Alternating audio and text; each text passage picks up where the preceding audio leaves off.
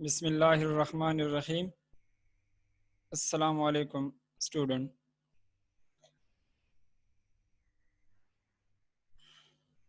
उम्मीद है आप सब खैरियत से होंगे। आज के लेक्चर में हम डिस्कस करेंगे न्यूट्रिशन। तो न्यूट्रिशन में first food. Food is any edible material that support growth, repair and maintenance of the body. Edible material का मतलब है डाइजेस्टेबल मटेरियल।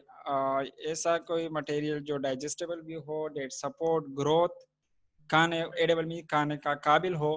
ठीक है, तो food is any edible material जो खाने का काबिल हो, that support growth, repair and maintenance of the body. जो बॉडी मेंटेनेंस के लिए हमने कहा था बायोकेमिस्ट्री के लेक्चर में फर्स्ट सेमेस्टर में कि मेंटेनेंस के लिए जो मोस्टली है विटामिन्स दरकार है, रिपेयर एंड ग्रोथ के लिए डिफरेंट न्यूट्रिएंट की ज़रूरत होती है।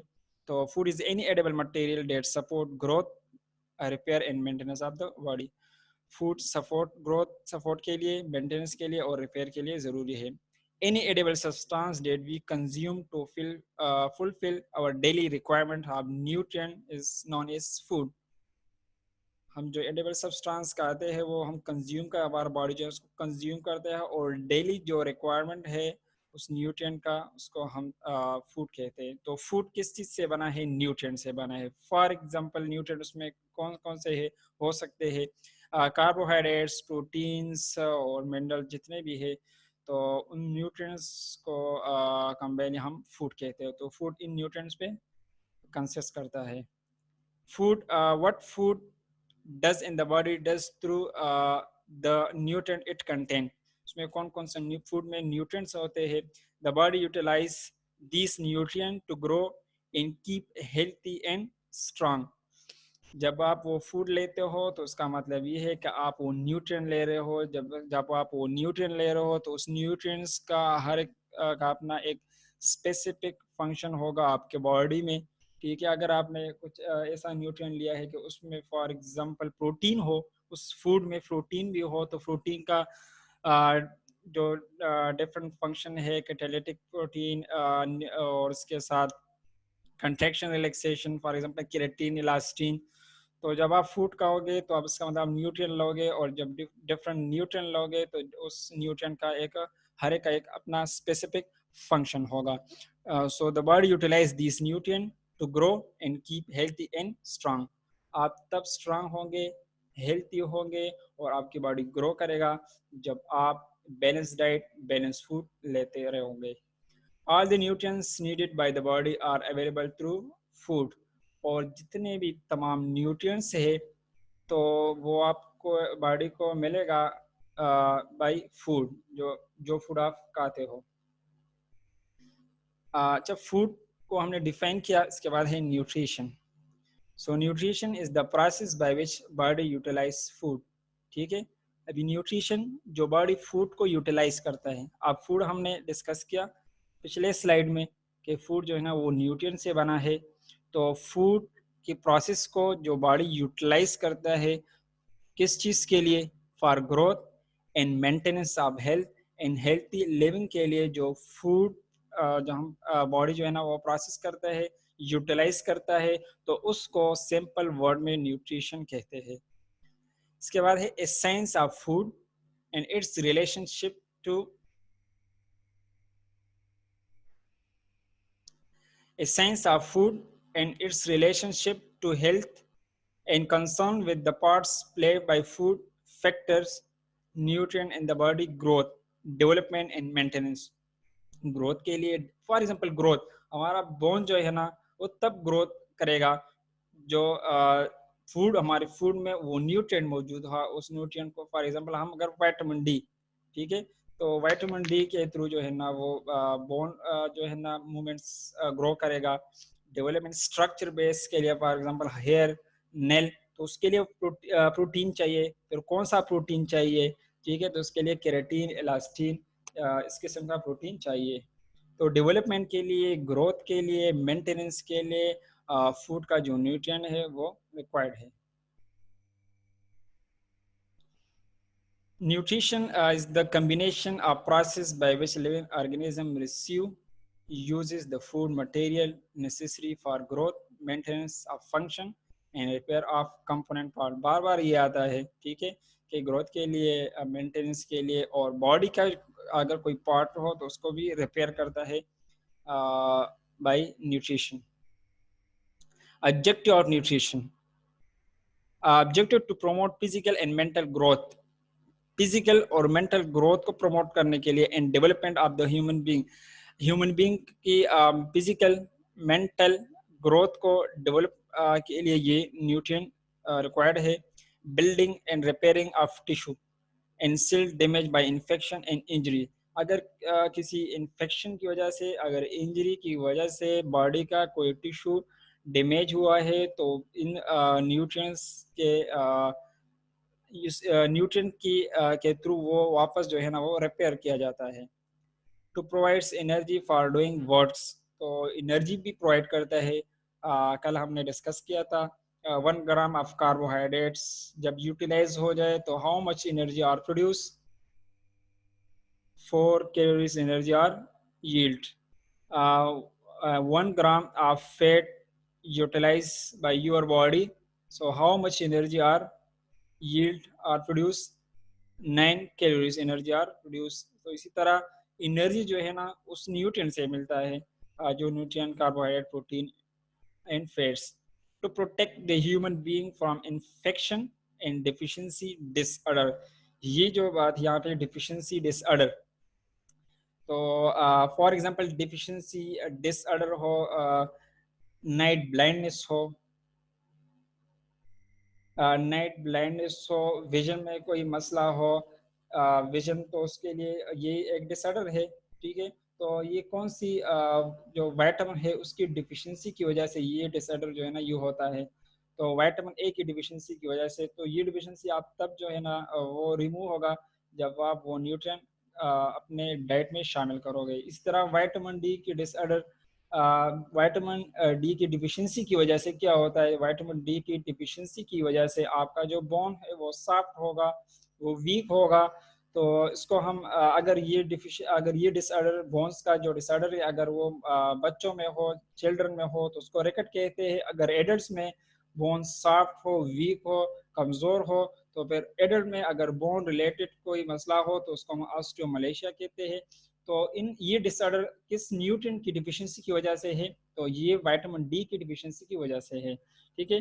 तो to protect the human being, इस तरह फॉर एग्जांपल स्कर्वी, जो स्कर्वी का मतलब है जो गम्स जो है ना वो वीक हो जाते हैं, उसकी ब्लीडिंग होती है. तो ये डिजीज, ये डिसऑर्डर जो है ना ये है डिफिशिएंसी ऑफ विटामिन सी. तो विटामिन सी की डिफिशिएंसी, तो ये जो डिसऑर्डर है ये किस, to protect the human being this disorder, इस डिसऑर्डर को हम किस चीज़ से प्रोटेक्ट करेंगे, जब हम अपने डाइट में जो जो न्यूट्रिएंट्स है, जिसकी वजह से जो डिफिशिएंसी हुआ है, तो अगर हम उसको अपने डाइट में शामिल करें, अपनी फूड में उसको शामिल करें, तो वो डिसऑर्डर जो है ना वो ख़त्म हो जाएगा, वो उसकी रिलीफ हो जाएगा वो disorder. Classification of food. Classification of food bye origins, तो फूड का जो क्लासिफिकेशन है ओरिजिन बेस्ड, तो एक food of plant origins and food of animal. Food तो या हमको प्लांट से मिलता है या एनिमल से. तो एनिमल में फिश मीट्स, ठीक है, एग्स, और जो प्लांट्स है तो उसमें डिफरेंस जो प्लांट्स यहाँ पे मौजूद है. सरा क्लासिफिकेशन ऑफ फूड, तो classification of food by chemical, तो carbohydrate, protein, fat, vitamin and mineral, ये है वो न्यूट्रिएंट्स. इसको हमने बायोकेमिस्ट्री के फर्स्ट सेमेस्टर में हमने डिस्कस किया था. हर एक न्यूट्रिएंट का हमने डिफिनीशन किया था, फिर उसका क्लासिफिकेशन, उसका फंक्शन और उसका मेटाबॉलिज्म, ठीक है. तो उम्मीद है आपको कुछ ना कुछ आइडिया हो इसके बारे में. यहाँ पे हम उसको इतनी डिटेल से तो नहीं पढ़ सकते हैं, हम उसको ब्रीफ यहाँ पे डिस्कस करेंगे. तो ये food, carbohydrate, protein, fat, vitamin and mineral.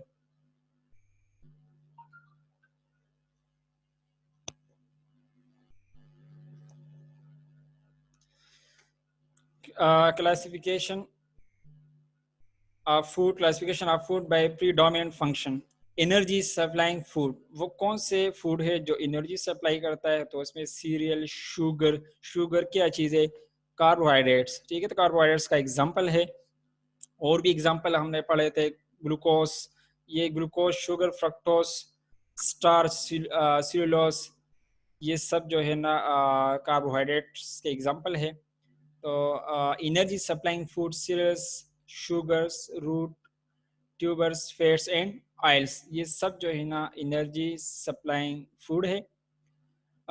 Building, body building food like milk, तो milk, meat, poultry, eggs, fish, pulses and ground nuts.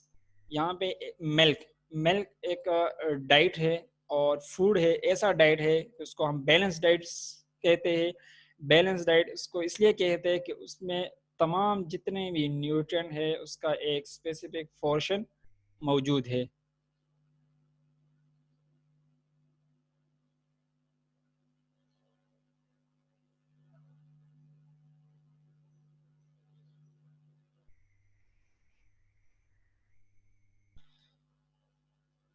तो बैलेंस डाइट्स वो डाइट है जो इसमें तमाम न्यूट्रिएंट, एसेंशियल न्यूट्रिएंट मौजूद होते हैं, तो उसको हम बैलेंस डाइट कहते हैं। तो यहाँ पे मिल्क जो है ना, ये एक बैलेंस डाइट है। तो बॉडी बिल्डिंग फूड जो है ना, milk, meat, poultry, egg, fish, pulses and groundnuts. Repairing and maintenance food, vegetable, fruits and milk. Classification of food, classification of food में फूड बाय सोर्स जो है ना, उसमें cereals and millets, legumes, pulses, दालें वगैरह, उसको pulses कहते हैं। ग्रीन वेजिटेबल जितने भी है, fruits, meat, fish, egg and milk, या फिर आप देख ले सर जी आवाज देर स्लो दे। हेलो, स्लो राजी आवाज जी सर। टूर स्टूडेंट्स तो आवाज स्लो राजी के सिर्फ था तो सुनम दे आफ्ताब, अब्बास खान था आवाज क्लियर राजी, असमत, हारून Rashid, Yes, sir. Sarji Mungta holok clear di awaz. Clear di Sarji Mungta. Aftab अल्लाह सर इंटरनेट जे का दोबारा मसला, ज्वाइन कॉम सर एक्सेप्ट है सर। ठीक है। थैंक तो न्यूट्रिएंट्स में organics and inorganics nutrients complex contain in food are called nutrients. तो न्यूट्रिएंट्स को आपको स्टार्ट में से मैं कह रहा हूँ कि मतलब कार्बोहाइड्रेट, प्रोटीन एटसेट्रा, ये जो है ना, ये न्यूट्रिएंट्स है। तो न्यूट्रिएंट्स ऑर्गेनिक भी हो सकते हैं और इनऑर्गेनिक भी हो सकते हैं। तो ऑर्गेनिक्स में कौन कौन से? कार्बोहाइड्रेट्स, प्रोटीन, लिपिड्स, फैट, ये सब ऑर्गेनिक है। जबकि इनऑर्गेनिक उसमें पोटाशियम, मैग्नीशियम, कैल्शियम, ये भी न्यूट्रिएंट्स है, ठीक है। ये भी न्यूट्रिएंट्स है, हमारे डाइट में ये भी मौजूद होते हैं। तो फॉर एग्जांपल मिल्क वगैरह में कैल्शियम होते हैं। तो डाइट्स न्यूट्रिएंट जो है ना, वो ऑर्गेनिक भी है और इनऑर्गेनिक भी। Organic protein, carbohydrates, vitamins, enzyme, ये है। और इनऑर्गेनिक जितने भी पोटाशियम, मैग्नीशियम, कैल्शियम, ये सब इनऑर्गेनिक है, जिंक वगैरह। तो हमारे डाइट्स में दोनों न्यूट्रिएंट, मतलब ऑर्गेनिक के दोनों, इनऑर्गेनिक और ऑर्गेनिक न्यूट्रिएंट शामिल होते हैं। तो organic and inorganic complex content in food are called is in nutrients. Useful chemical substances derived from food by the body are called nutrients, which provide energy, help to grow well and normal development and repair for the tissue. 50 different nutrients supplied by food to our body. 50 different जो major unit से supply होते हैं हमारे bodies को food के जरिए। Each nutrient has its own specific function, हर एक न्यूट्रिएंट का अपना एक स्पेसिफिक फंक्शन है, ठीक है। तो हर एक न्यूट्रिएंट के स्पेसिफिक फंक्शन बिल्कुल है, हमने फंक्शन पढ़े थे। आपको मैं दोबारा एक फॉर एग्जांपल विटामिन डी का मैं एग्जांपल अगेन दे रहा हूँ आप लोगों को। तो बोन्स को जब आपका बोन वीक हो तो उसको स्ट्रेंथन बनाने के लिए आप विटामिन ए की जगह विटामिन ए नहीं लोगे, बल्कि आप कौन सा विटामिन लोगे? Vitamin D. तो इसी तरह हर एक न्यूट्रिएंट जो है ना, वो एक स्पेसिफिक फंक्शन को प्ले करता है। या फॉर एग्जांपल अगर हम कहें कि मतलब आपकी गम्स वगैरह से ब्लीडिंग हो रहे है, स्कर्वी डिजीज हो, तो उसके लिए आपने सिट्रस फ्रूट भी लेना है, ठीक है। तो सिट्रस फ्रूट में कौन सा विटामिन है? Vitamin C. और इसी के साथ साथ आप मेडिसिन जब सच मेडिसिन लोगे तो भी विटामिन सी आप लोगे, ताकि वो जो स्कर्वी डिजीज है, जो गम से ब्लीडिंग होता है, तो उसकी रिकवरी आप उसी स्पेसिफिक न्यूट्रिएंट से करना पड़ेगा। तो इसलिए हर एक each nutrient has its own specific function. Most of the food contain more than one nutrient, और मोस्ट ऑफ द फूड जो है ना, यहाँ पे एक बात आता है, शायद मैंने आप लोगों को कहा भी होगा फर्स्ट सेमेस्टर में कि फूड क्वालिटी और क्वांटिटी। तो क्वालिटी भी चाहिए और क्वांटिटी भी चाहिए, ठीक है।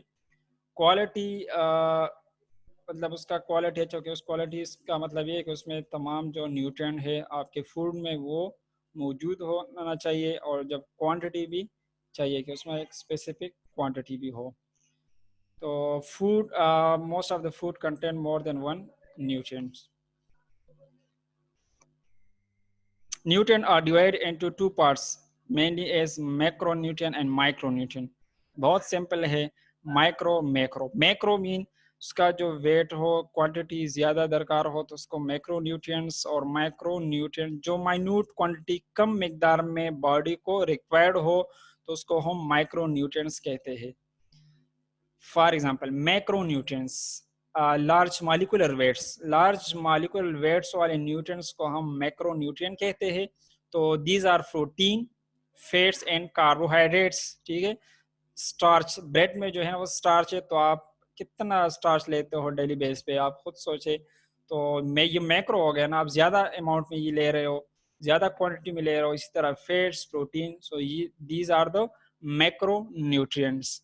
So these protein, fat and carbohydrate are macronutrient which are found called proximate principle. उसको proximate principle भी कहा जाता है, because they form main bulk of the food. Food जो है ना उसका जो bulk है, तो bulk बनाने के लिए सबसे ज़्यादा जो इसमें मौजूद होगा, तो या तो कार्बोहाइड्रेट होगा, या फैट्स होगा, या प्रोटीन होगा। अभी आप जब लंच करोगे तो उसमें कौन सा जो न्यूट्रिएंट है उसमें सबसे ज़्यादा मौजूद होगा, तो उसमें कार्बोहाइड्रेट्स भी ज़्यादा होगा, प्रोटीन भी होगा। तो इसको इसलिए हम मैक्रोन्यूट्रिएंट कहते हैं कि फूड को बल्क बनाने के लिए उसमें इन तीन न्यूट्रिएंट का मिकदार जो है ना वो ज़्यादा होगा। For proper utilization of macronutrient need micronutrients, तो इसके लिए माइक्रोन्यूट्रिएंट की भी ज़रूरत होती है। They contribute the total energy intake as a carbohydrate. तो सबसे ज़्यादा जब आप ले रहे हो अपने फूड में, तो उसमें 60 to 80% जो है ना वो कार्बोहाइड्रेट्स होता है। फैट्स जो है ना वो 10 to 30% होता है। प्रोटीन जो है ना वो 7 to 50% होता है। और आप लोगों को इसका सोर्स का पता होगा कि कार्बोहाइड्रेट का सोर्स क्या है, फैट्स का सोर्स क्या है, और प्रोटीन का मेनली सोर्स क्या है। प्लांट्स और एनिमल के फैट्स क्या सोर्स है, तो ये प्लांट्स में भी मौजूद है और एनिमल्स में भी सोर्स इसके मौजूद है। Micronutrients required in small quantity, कम मिकदार में रिक्वायर्ड हो बॉडी को, तो उसको हम माइक्रो न्यूट्रिएंट कहते हैं। And so called micro nutrient, for example vitamin and mineral. Vitamin और मिनरल जो न्यूट्रिएंट्स है, इसको भी बॉडी को इस चीज़ की भी ज़रूरत है, लेकिन as compare to macro nutrient जो है ना वो कम क्वान्टिटी में ये चीज़ें रिक्वायर्ड है। The quantity of nutrient required depend upon age, sex, weight, physical activity and health status of the body. Requirement जो है ना बॉडी को, तो वो डिपेंड करता है जेंडर बेस पे, एज पे, और इसके साथ साथ वेट, फिजिकल एक्टिविटी। तो जब आप फिजिकल एक्टिविटी करोगे, बहुत डिफ़िकल्ट काम कर रहे हो, सख्त काम कर रहे हो, या मतलब आप गेम खेल रहे हो, तो उसकी मतलब आपका फिजिकल एक्टिविटी हो रहा है, तो आपको फिर ज़्यादा जो है ना क्वांटिटी में चाहिए वो न्यूट्रिएंट्स। तो बॉडी ये डिपेंड करता है इन चीज़ों पे, ठीक है। तो एज के लिहाज से भी ये डिपेंड करता है। And health status of the body, body के हेल्थ स्टेटस पे भी डिपेंड करता है, आपके एज, वेट और एक्टिविटी पे। Carbohydrates, major components of food, which is the main source of energy, providing 4 calories per gram. 1 gram of carbohydrates, once utilized your body, it will yield 4 calories energy. In balanced diets, carbohydrates provides 50 to, ये हमने carbohydrates में या तो हम वो classification again नहीं पढ़ रहे, वो हमने कल भी पढ़ा था कल के लेक्चर में, उसमें सक्रोज, माल्टोज, लेक्टोज, ये डिफरेंट एग्जांपल है कार्बोहाइड्रेट्स के। उसमें सिंपल कार्बोहाइड्रेट भी है, कॉम्प्लेक्स कार्बोहाइड्रेट भी है। तो जब आप ज़्यादा कार्बोहाइड्रेट लोगे और आपकी बॉडी को उसकी ज़रूरत नहीं होती है, तो वो कार्बोहाइड्रेट अगेन कन्वर्ट होता है इनटू द ग्लाइकोजन, और ग्लाइकोजन फॉर्म में बॉडी के अंदर स्टोर होता है। In balanced diet, carbohydrate provide 50 to 60% of the total calories taken. Again यहाँ पे लिखा है 50 to 60%, सबसे ज़्यादा जो न्यूट्रिएंट आपके डाइट में शामिल है वो है carbohydrate. And excess the carbohydrate are converted into the body fat. और अगर ज़्यादा अमाउंट हो तो कन्वर्ट होता है inside into the body.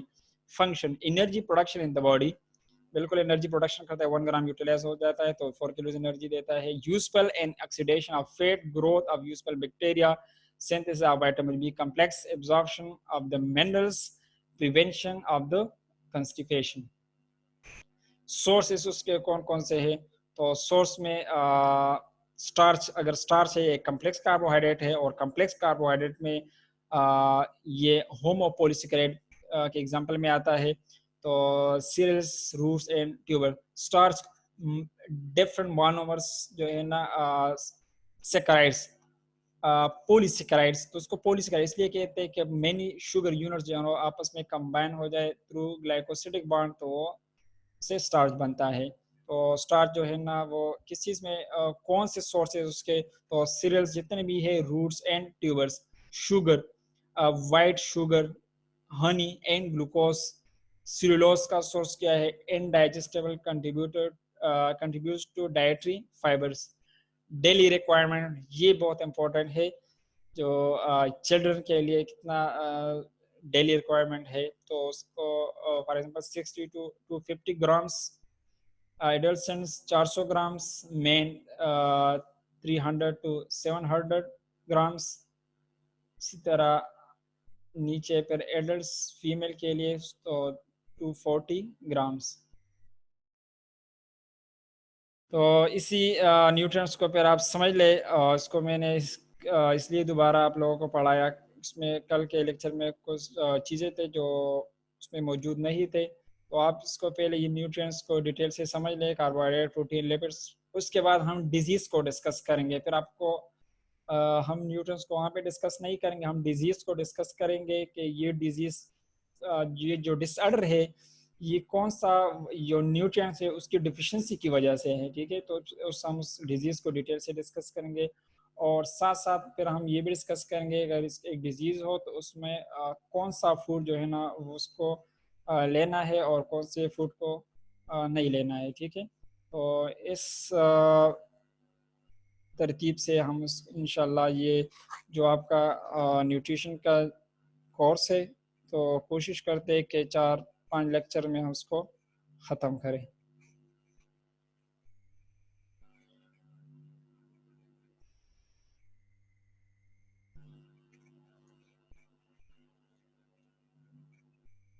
Thank you student.